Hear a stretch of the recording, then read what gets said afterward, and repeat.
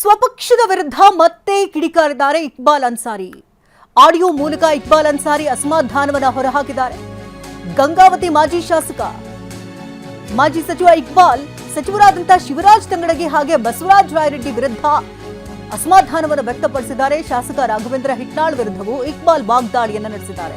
ತಮ್ಮ ಸೋಲಿನ ಬಗ್ಗೆಯೂ ಇತ್ತೀಚೆಗೆ ಮಾತನಾಡಿದಂತಹ ಇಕ್ಬಾಲ್ ಸೋಲಿಗೆ ಜಿಲ್ಲೆಯ ನಾಯಕರೇ ಕಾರಣ ಅಂತ ಆರೋಪಗಳನ್ನು ಮಾಡಿದ್ದು, ಮಸೀದಿಗೆ ಪತ್ರ ಬರೆದು 1 ಸೆಕೆಂಡ್ನಲ್ಲಿ ಸೋಲಿಸಬಲ್ಲೆ, ಇದು ಇಕ್ಬಾಲ್ ಅನ್ಸಾರಿ ಗೆಲ್ಲಲಿ ಅಂತ ತಂಗಡಿಗೆ ಟಾಂಗ್ ಅನ್ನ ಕೊಟ್ಟಿದ್ದು. ತಂಗಡಿಗೆ ಹೇಳಿಕೆಗೆ ಮಾಜಿ ಶಾಸಕ ಇಕ್ಬಾಲ್ ಅನ್ಸಾರಿ ತಿರುಗೇಟನ್ನ ಕೊಟ್ಟಿದ್ದಾರೆ.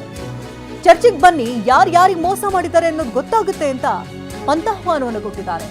ಗಂಗಾವತಿಯಲ್ಲಿ ಸುದ್ದಿಗೋಷ್ಠಿ ಮಾಡಿ ನನ್ನ ವಿರುದ್ಧ ಮಾತನಾಡ್ತೀರಿ, ಗಂಗಾವತಿ ಕ್ಷೇತ್ರಕ್ಕೆ ಬಂದು ನೀವು ರಾಜಕಾರಣ ಮಾಡೋದು ಯಾಕೆ? ನನ್ನ ಸೋಲಿಗೆ ಹಿಟ್ನಾಳ್ ಕುಟುಂಬ, ರಾಯರೆಡ್ಡಿ ಹಾಗೂ ನೀವೇ ಕಾರಣ ಅಂತ ಆರೋಪಗಳನ್ನು ಮಾಡಿದ್ದಾರೆ.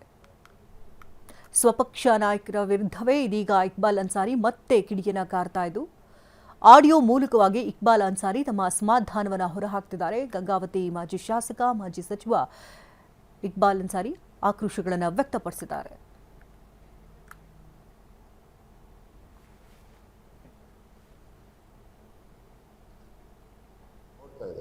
ಸಿದ್ದರಾಮಯ್ಯನ ನಂಬಿಕೊಂಡು ಕಾಂಗ್ರೆಸ್ಗೆ ಬಂದಿದೆ, ಆಯ್ತಾ? 2 ಸಲ ನನಗೆ ಟಿಕೆಟ್ ಕೊಟ್ಟರು.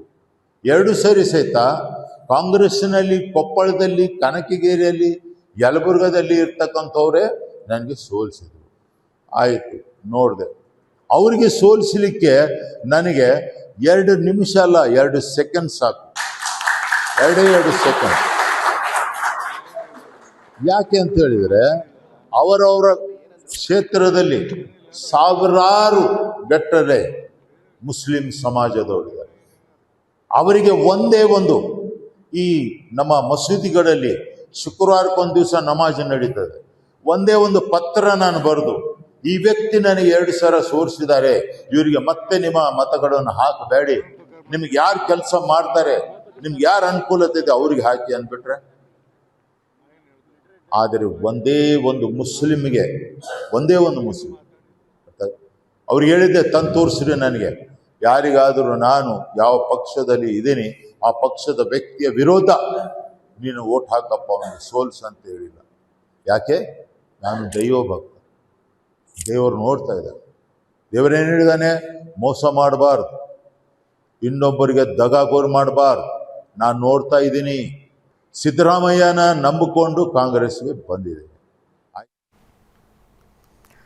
ಇದು ಮಾಜಿ ಸಚಿವ ಇಕ್ಬಾಲ್ ಅನ್ಸಾರಿಯ ಆಕ್ರೋಶ ಭರಿತ ಮಾತುಗಳು. ಸ್ವಪಕ್ಷ ನಾಯಕರ ವಿರುದ್ಧ ಅವರು ಕಿಡಿಯನ್ನ ಕಾರಿದ್ದಾರೆ.